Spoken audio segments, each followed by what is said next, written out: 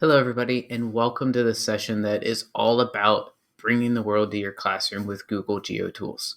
You'll see on your screen some contact information for me, but also a bit.ly link right in the center that is bit.ly/PHAUS-GGEO, and that will get you to this slide deck at any point in time. Big recommendation is to bookmark it. I never take the slide decks down, but I do jump in fairly often and update them, add new content, fix broken links, things like that. So you definitely want to make sure you have that link going forward so that you're able to access that content. So on your screen, you'll see my contact information again. If you remember PHAUS edu, PHAUS edu, if you put .com after it, you'll have my website. Resource tab there will give you everything that is slide decks of current presentations, appearances, but down at the bottom, all of my past sessions in one folder. You can scroll for quite a while, have access to all of those resources right there for you. If you put the @ symbol before it, you'll have me at Twitter at phausedu. And if you put at gmail.com after it, you'll have my email. Very responsive, love collaborating and connecting with people, whether it's a question now or a question 3 years from now. I would be happy to connect up and help out. You'll also see a range of different badges on your screen. Those are there for a twofold purpose. Number one is to show you that I put in a time to really know these tools that I'll talk about, share with you, but it's also very much, and even more so for a second reason, that is if any of these badges is something you're aspiring to, something you're looking to add in. If you use some of these tools and you didn't know they had a certification, send me a line. We'll connect, we'll collaborate, and we'll get you to that certification you're seeking. And again, reach out now, years from now. Would love to connect up with you and make that happen. Without further ado, we'll go ahead and jump into the slides here, and we'll do a bunch on different Google geography tools. It's going to be very Google specific, so I know there's other geography things out there. I'm in a Google district. I'm in Google schools for the most part, so we'll jump in there. If we were doing this live in the chat, I always love to put one of these scales up, but feel free to throw me a line on social media at, again, phausedu on Twitter. Let me know how you're feeling at the beginning of this session using one of the numbers you see on your screen. And then on the flip side, you can send me a second one when you finish, or you can put them both in the same, but let me know how you're doing at the end of the session as well. So the first tool we would be remiss without checking out in the world of geography tools, and especially Google geography tools, is Google Earth. You'll see a number of different things on your screen, including an entire another presentation linked here where it says, give Google Geo a chance. And then you'll also see the Google Help site, Google Earth Outreach, and a video tutorial that walks you through all the different sides here. I'm going to go ahead and go back to the editing side of things so that it's easier for us to jump between slides. And you'll notice that I did that just by typing in the address bar, which is a little added bonus here for you, a bonus tip. If you go to the last slash in the URL, which usually has the word edit after it, if you replace that with the word present, it'll take you into presentation mode, but allow you to still see all of your tabs. So presenting without being full screen and blocking everything. And you can always go back then just by changing that to the word edit. So as we come into Google Earth, one of the first places I would recommend checking out to really give you an idea of how powerful the creation side could be, and I'll get to what I mean by that in just a second, is the Voyager tool. So when you come into Google Earth, you're usually presented, as you probably remember, with the globe in front. Normally it's maybe spinning a little bit as you get here, but you'll see icons down this left-hand side, and if I click the 3 lines, I'll see all of the words for them. Otherwise, I can hover and see those things come up.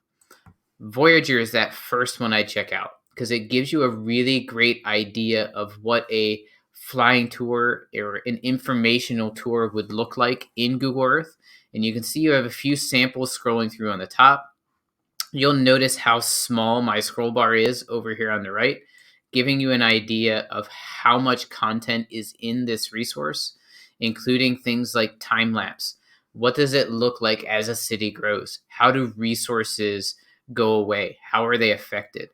If we think of things like climate change, what does it look like in different places? For instance, a really cold place on the earth, how does that looked over the last X number of years? And a lot of these things can go back as far as 37 years. So you can get a ton of different content as you look at something like a time lapse. So just to show one of these, if we click on one, we'll see that we can look at, in this case, Nevada. And it'll go all the way to 2020. And if we click on play, we'll go all the way back from the 80s all the way through to nearly present day. And you can see not only how much the city is growing, but also check out your water source over here on the right as it goes through. How much larger was that before the city grew? Why has it changed over certain years? What has changed to some of the surrounding geography? So you can see you can get to a lot of things where you can see a lot, but you can also have some dynamic discussions as you work through things with your students. There's things on the national parks.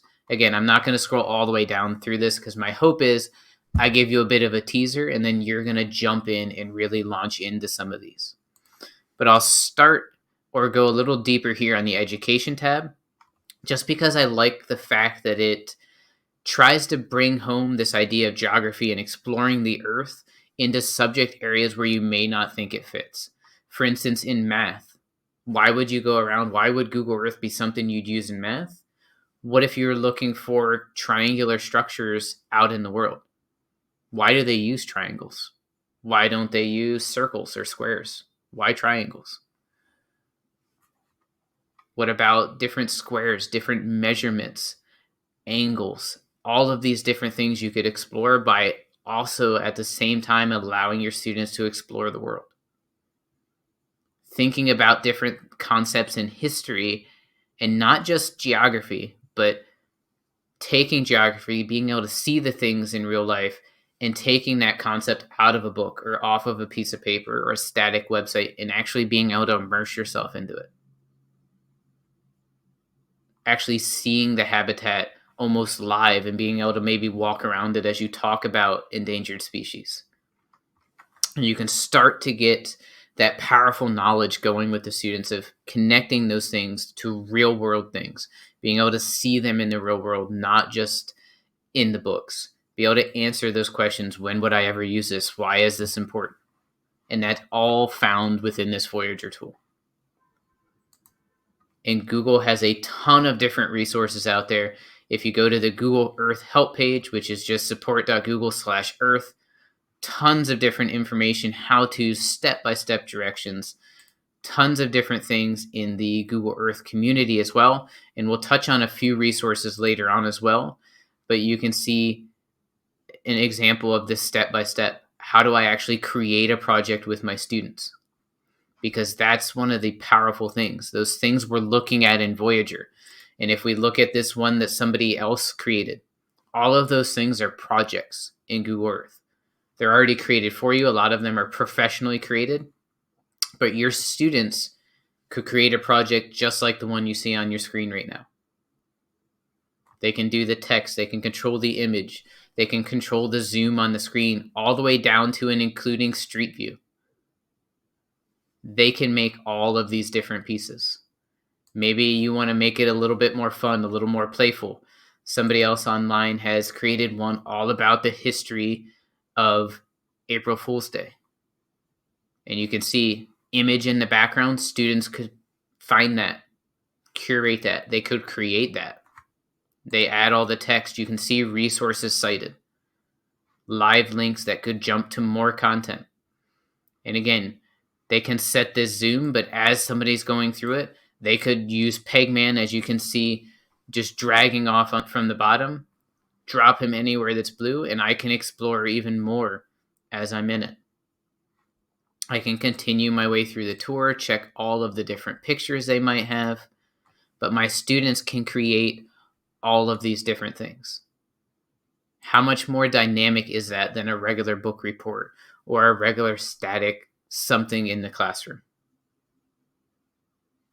Tons of different ways, hopefully, that are starting to churn in your mind of how I could have my students create these different projects in Google Earth. How could I make them relate, even if I'm not teaching geography or something like that? Another website, great resource I would check out here is google.com/earth/education. And you'll be able to see different special things. Again, we saw time lapse, we saw a little bit of creating stories or those projects in Google Earth.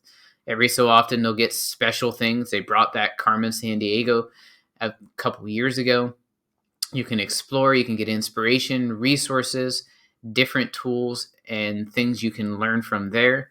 And you can also sign up to get updates. So if it's something you really like as you start to explore, I would absolutely check out signing up for those updates so that not only can you learn the basics from getting those informations, what are all the different bits and pieces, the things I didn't touch on so far, but also what are some dynamic uses happening out and about in the world that I can learn from and bring back to my students. You don't have to be the one that has all of the ideas, masters all of the tools. We can crowdsource that. We can collaborate and get some awesome things happening in the world of education. One thing I did want to touch on, and I'll just click on any of these tours because I can just hit the back arrow to go out at any time. But coming down from where you see Voyager as that second icon down, Projects is going to be the fourth one down. When you click on projects, you'll see some that you've accessed before, but the powerful part, the creation side versus the consumption side for students, comes with this project button right here at the top that says new project.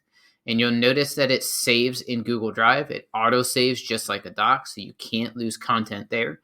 If you're lucky enough to have a device that can have the installed version of Google Earth, you can use those KML files that'll come out of that. But to create a project, all I do is create there, click on new, and here are all my options that I can do. I can do that search to add a place, what is going to be my starting point. I can drop place markers, which is as we are going through the tour, each time we flew to a different place, that was through adding this place mark. I can draw lines and shapes, and also I can do the full screen slide, which is that kind of title image that I've seen. And then you also have tile overlay, which again is another form of content, another way that you can build those different tours. You'll see overlays a lot of times as being some images, things like that. You might see it as historical maps overlaid. But again, as you create, you have your image box in a lot of the different places where you can add your title image. You can a lot of times add more than one image. You see YouTube here, so that lets you know I can add images here as well. I can do a live Google search right here from the screen without my students needing to go to another tab. And then again, a lot of the different spots that I looked at in those drop downs are going to have a lot of these similar options, but you'll want to title your overlay. And then you have your text box, limited editing options here. But if you have the know-how, if your students have the know-how, you'll notice you can edit some HTML here to get some more actions, more things you can do. But on the simplified side, you have some simple text editing, and then you also have the ability to put links in like we saw when those resources were cited. After you come out of those things, as you click on different things, the options are going to change a little bit. On this tile overlay, you'll see I have an info box. I can also overlay an URL, and then I can play with how big it is, where exactly that tile shows up. If I go back here briefly and do new and add something like a place mark, and I'll just drop it anywhere, and I could adjust that, but you'll see my image icon here is the same. I can bring videos in as well. So my media icon there, title it, my text box. But then you can see here, I have that info box side. But now, because I'm in a place mark versus something else, I can do any of these options here as place marks. I can change the color of that place mark. I can upload my own custom icon. And then you can see here, I can adjust and put exact latitude and longitude in. Once I have my whole project done, it would show up just like these where I can click and then jump into presentation mode. And I know that was a really quick run through, but again, you have resources linked into the slide deck. You also have the resources from the support side of Google Earth, as well as the Google Earth education site. that will all give you some awesome resources you can check out to, as the presentation says, bring the world to your classroom with a Google Geo tool, in this case, Google Earth. And again, you have a lot more slides here within the deck, tons of different links here to give you all the how-tos, some videos linked in to give you that type of a how-to if you prefer that versus text. And there's also some challenges embedded in the slide deck. If you get to any of those challenges, you make any of those happen, make sure you tweet them out, tag me at PHASEDU, and I would love to see those different things you're doing. One of the other things we're going to check out here real quickly, because I want this presentation to be 30 minutes or less, hopefully towards that left side, is Google My Maps.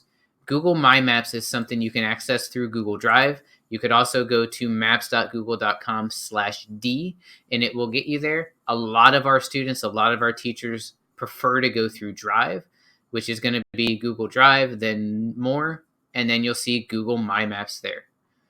My Maps is going to be an interface that looks like this when you get to the first screen. You'll see that you can look at all the maps that you've either created or accessed in the past, ones you've owned, not owned, ones that are shared your way, and ones you've accessed recently. If we look at some of these, you'll notice this interface, the look is a bit different. So you can see, for instance, here's an Earth movements map. So we can see a lot of the plates have been recreated by the person that created this. We have the titles of the plates. If I were to click on them, I could have more information, images describing that thing. And then they also embedded, they drew some arrows as far as which way do these plates normally move. A great resource that obviously could be created by a teacher, but it absolutely could be created by a student as well.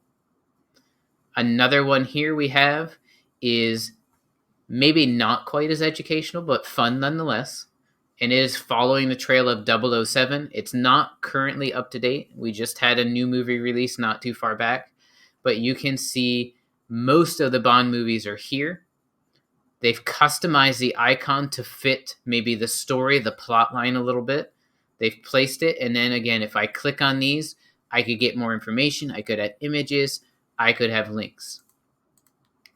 Another one, maybe not as educational, but again, could be created by the teacher or even better by students, is a zombie apocalypse map set in Mexico.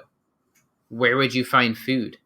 Where would transportation be? What icons would fit for those things? You can see that we have a fork and a knife for the food places, the plus sign for those kind of health items.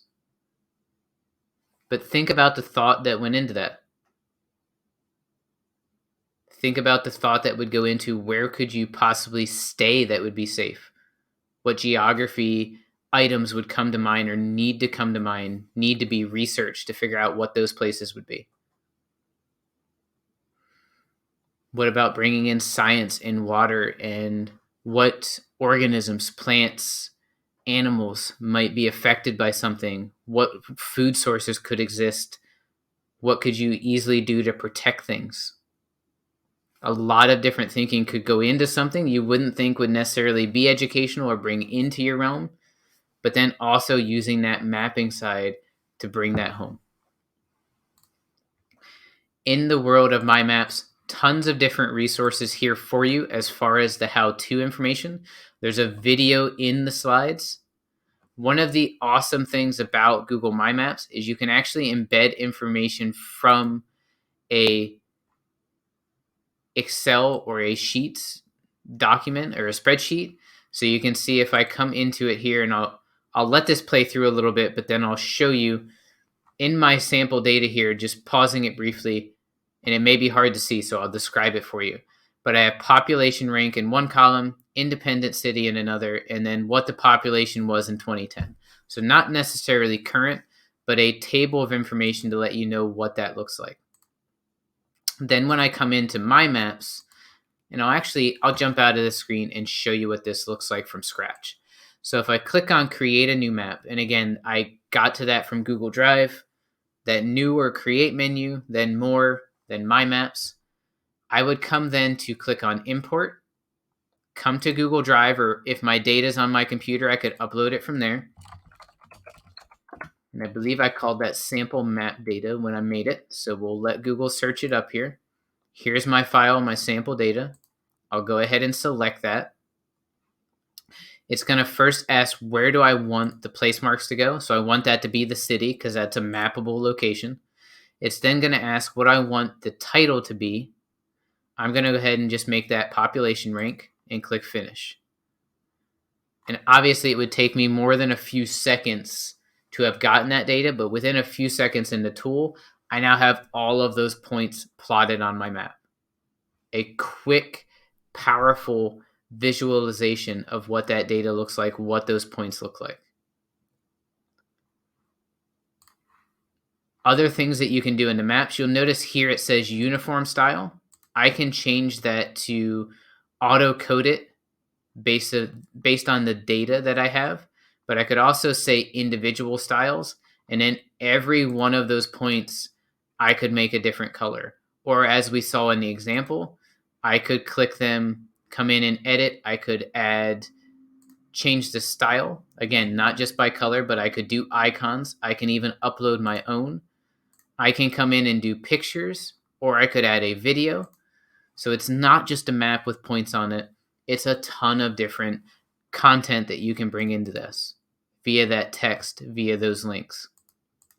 And I know this distinctly goes to a geography thing, but one of the powerful things that really hit home mapping and geography, at least in this tool for me, was actually the shape or line tool here to show the distortion of maps that we don't usually see easily when we're looking at a paper map or looking at a map somewhere else. But if I draw that shape, and you can see how huge Greenland looks right now, if I drag that down to the US, or drag that down to South America, or drag that to Africa, you can see instantly how much that map distorts. What does that look like if I zoom in farther and look at my home area? Is there as much distortion? Why is that? Why not? But you can also use that icon to, again, compare different sizes, things like that. But you can highlight different areas like we saw in that plate map. You can do driving directions. You could go to the next icon and get the directions straight from the icon here. You can measure distances. How far is it in a straight line if you were flying to go from Alaska to the other tip of Russia, or Alaska to Greenland? Record those numbers, use that data. One of the other nice things I'll point out here, and then we're going to go ahead and jump out of this tool, is you'll notice here at the very bottom, I can actually change my base map. So I can make that look very similar to that Google Earth side. If I'm studying whitewater and different things, I can actually bring up a whitewater map. I have different landmass maps.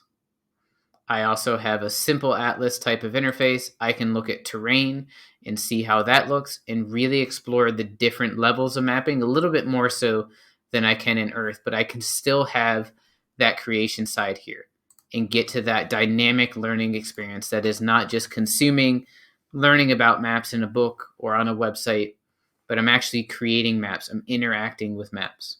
I'm bringing that geography straight into my classroom. I'm bringing that world into my classroom. Tons of directions here, step by step, lots of links and goodness in here for you.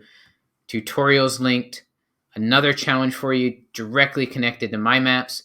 And in case that wasn't enough, in the last minute or so I'll spend with you here today in this session, there is a bunch of other links here for the downloadable version of Google Earth. Earth View, seeing some of the amazing landscapes out in the world just by going to that Google Earth View, click to go into it, and you'll see different pictures like the one you see on your screen right now that are simply amazing things that you can look at. And then if I click on Show Map, you can see all of these different things that are absolutely natural, not photoshopped, amazing things out in the world, and how many conversations they could spur that are not geography related in any way. Maybe it brings that geography, brings the world into an art class.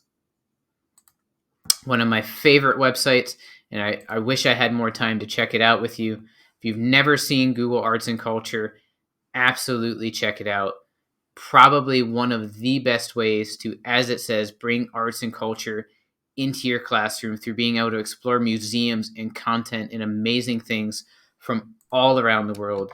And if you think that that's a great resource, definitely check out the Learn with Arts and Culture page, where you're going to be able to find not only lesson plans and tips, but you'll be able to click on your subject area and go straight to different ways you can teach with arts and culture for that subject area. Lots of great content for you there. Another challenge, all related to arts and culture, because it is, in the scheme of these resources, like I said, one of my absolute favorites to share. And then you have some more presentations, as well as some more resources here at the bottom that take you out into things like Google Maps Treks. It's not quite the Voyager type experience, but it does take you around the world. It gives you a ton of amazing information, and it's a little bit less intensive internet-wise and device-wise than a Google Maps is. But you can see all of the information you get, maybe some 3D panoramic type items, amazing journeys all around the world, bringing that content to you. And on the last few slides there, you have some links on actually teaching and bringing these geography elements into your classroom from the resources and pages you see on your screen.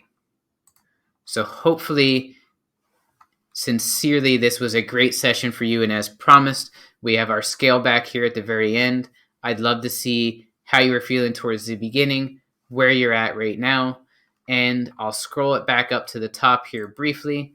Use my URL hack to go back to presentation mode by changing the edit and everything after it to the word present. We'll go back full screen so you can see that bit.ly really nice and large in the center of your screen, bit.ly/PHAUS-GGO.